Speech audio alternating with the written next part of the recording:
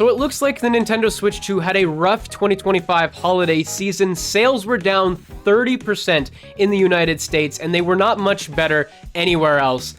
And that is not a good look for a console that just released the calendar year of. And I wanted to make a video discussing my own personal thoughts and experience with the Nintendo Switch 2 and with gaming in general, because it has been an interesting time. And this story really begins during Black Friday 2025, where people are looking to buy new consoles. They're gonna buy them for Christmas because they're always on sale. There's always some killer deals. Even if it's a slow year, things are relatively they usually are on sale. And this year, Nintendo had nothing. Even their Nintendo Switch 1 Mario Kart 8 Deluxe bundle was not on sale.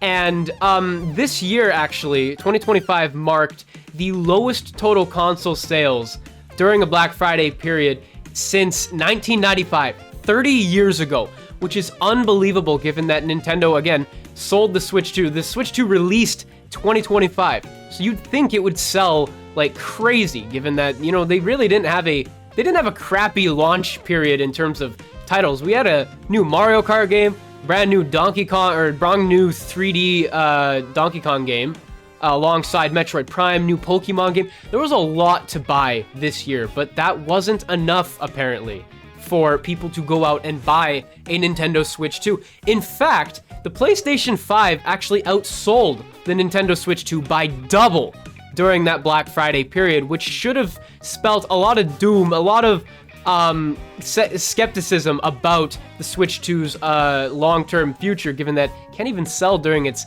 inaugural year during Black Friday. And it was terrible. The entire month, it was just no sales, no nothing. Nobody was buying it. And it comes to now, where it's after Christmas, we're getting some sales numbers, and it turns out the Nintendo Switch 2 sales were down 30% in the United States during the Christmas season, which is awful. That is not good. And this follows a record-breaking few months of release. Like, the Nintendo Switch 2 sold 10 million units from June 5th to September 30th. That is unbelievable. Mario Kart World had, what, a 98% attach rate or something? It was ridiculous. But those sales have come to a screeching halt, apparently, which is not good at all for Nintendo. And you know what? I have mixed feelings, because over the holiday season, I actually went out and bought a PlayStation 5. And the reason for that is because I didn't want to wait for games to be released for the Switch 2. For example, Sonic Racing Cross Worlds came out on Switch 1, ran at 720p, 30 FPS, and it took, 2.5 months for the Switch 2 edition to come over? The Switch 2 edition runs fine, but I figured, you know what, I don't want to do that again. I'm not waiting for games like that to come over with a Switch 2 edition. I want the game on launch on a platform that is actually going to run them well. And I finally bit the bullet, got myself a next-gen console, and over the past 2 weeks, I have been playing nonstop. Like, the PS5 has been my main console ever since I got it, which is scary because I have been a Nintendo consumer for so long, for so many years, and it's not like I'm not gonna be dramatic and say, oh, I regret getting my Switch 2. I'm gonna sell it. I'm taking it back. No chance in hell. Like, I'm still a Nintendo fan at heart, but it's spooky to think that Nintendo has had it's been such a weird year, and I made a video recap on it. You can go watch that if you're interested in what I thought then. But it's been such a strange year for Nintendo, because you look at the launch lineup and it's not really that bad. Aside from, like, there's a lot of gaps, but you look at, you get Donkey Kong Bonanza, Game of the Year candidate. You get Mario Kart World, first Mario Kart in how many years? You get the definitive editions of Metroid Prime 4 and Pokemon Legends ZA. You get ports of Mario Galaxy 1 and 2. I know those are overpriced, but bear with me here. There was a lot of stuff to be excited about. Kirby Air Riders as well, another fairly niche game, but it looks freaking phenomenal. It's a pretty good game. It's a pretty good game. So my point is that the Switch 2 had a pretty decent launch year in terms of titles. And not to mention there were Switch 2 editions. I've got my own opinions on that. I'm not really a huge fan of those, but you still had a wide array of content. Nowhere near the Switch 1, nowhere near the Switch 1's output in its first year, but the Switch 2's had a pretty decent year. But people have not decided to bite the bullet. It hasn't been enough for people to bite the bullet, and I found myself, like with Mario Kart World, this game specifically, it's been disappointing. Bonanza has been the only real highlight that isn't on Switch 1, and that is not enough to make people buy a $500 machine to buy or to get into that Nintendo Switch 2 ecosystem. I've heard people buy Switch 1s over the Switch 2. I've been asked many times if they should get a Switch 1 over a Switch 2 because, Brody, most of the time I'm streaming or playing anything, it's a Switch 1 game.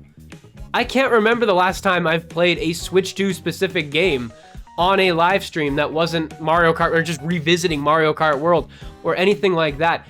And the future of Nintendo Switch 2 isn't looking too bright either. You've got a Mario Tennis game, which looks, you know what, to be completely fair, looks like the first complete sports game that Nintendo has released in quite a while. Like the overview trailer came out for it, and it looks pretty good. Like it's actually got a launch. It's actually got a lineup that isn't being released over the free updates and whatever. It actually looks complete, which is a good thing. But beyond that, what do we got? We got Tomodachi Life coming out on Switch 1. You've got I don't even know.